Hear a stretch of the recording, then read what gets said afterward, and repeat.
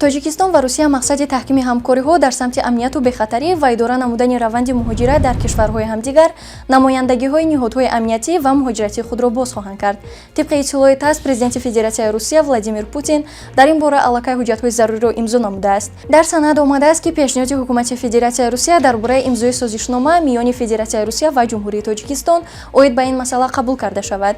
Ба ин тартиб ҷониби Русия дар душанбе намояндагии Вазорати корҳои дохилии Русияро боз мекунад.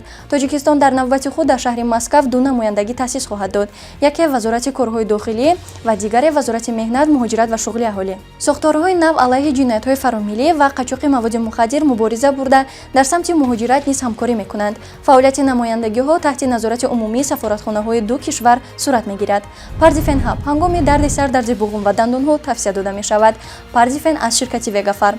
Парди фен ҳабро аз дорухонаҳо пурсон шавед. Моро дар шабакаҳои иҷтимоӣ оила тиҷӣ обуна шавед.